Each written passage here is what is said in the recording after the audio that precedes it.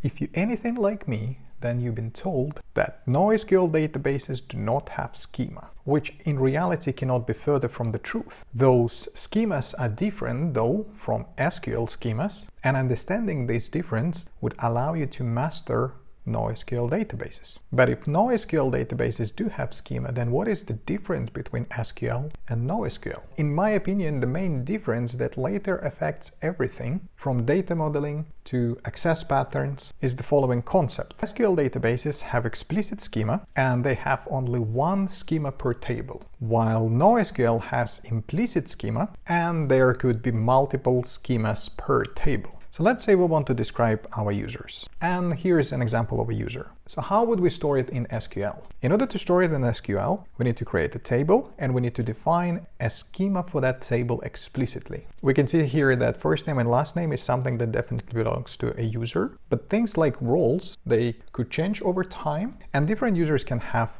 same roles. So how do we represent this data in SQL? We will define a users table that will have, for example, the following schema where user ID will be an integer and it will be a primary key that is probably will be auto-incremented. It will have a first name and the last name that will be of type varchar, which is basically a string. Then we will define a roles table that will have again role ID, which will be again integer, primary key, which will have a name that is also some kind of varchar. Finally, we will define a third table, user roles, which will allow us to create a one-to-many relationship between a user and different roles. SQL requires us to define those schemas beforehand when we create those tables. And we can have only one schema per table. So users have one schema, roles have one schema, and user roles have one schema. We need to think through those schemas and we need to think how our data potentially will change in the future, so it's easier for us to make those changes to the schemas, whether by introducing a new schemas with new tables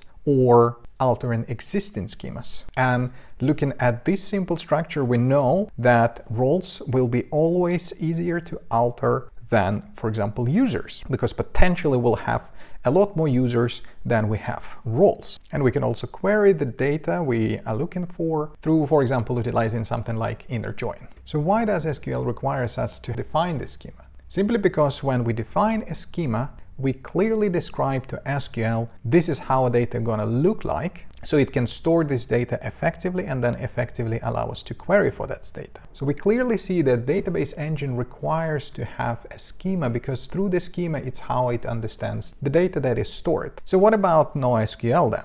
There are a lot of flavors of NoSQL databases. Firestore, DynamoDB, MongoDB, Cassandra, and many more. And depending on which flavor of NoSQL database we're talking about, the data representation will be slightly different, since the purposes of those databases is also slightly different. But I particularly been working recently on my side project that uses MongoDB. So if I wanted to store this type of data in the database, then it will be stored probably something like that. Because, for example, in case of MongoDB, each item is called document.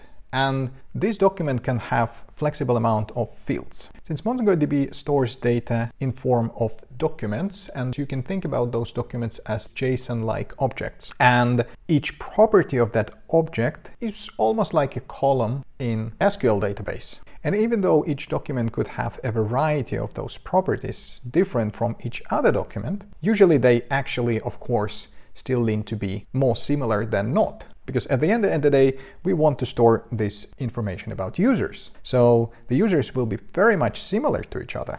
If NoSQL had no idea of schema, it wouldn't know how to store this data, or more importantly, how to allow you to query for this data efficiently. Let's say I want to request only first name of each user. It does need to know somehow that I do have these objects and those objects have property first name. So what happens in the reality is that MongoDB, for example, creates a schema metadata that describes how different objects look like. So if I export my schema as a JSON, I will get something like this. Here we can see what type of fields it knows about, the name of the field, the path to the field, how many items of that field, does it or does not have duplicates in data, and so on and so forth. Here, for example, we see that we have a field first name that has a path first name. There are 2 fields like that. They are type string. I don't know what actually probability means. Since we have 2 objects, I guess the probability is 100% that we're gonna omit this field there. We know that there are no duplicates. We know what actually values are there, and so on and so forth. So when exactly does MongoDB create this information? I don't know for a fact, but most probably it does create it or update it when the new item is added or updated within the given collection. Because otherwise, if it didn't know about that schema, it would need to do a full scan of data whenever we try to query, which would be extremely inefficient. Another way it can know about information is when you build indexes to make sure you access data in the fastest way possible. And even though you don't need to know about the exact schema representation the MongoDB keeps track of, even when you use NoSQL, you need to sort of keep your own track of NoSQL schema.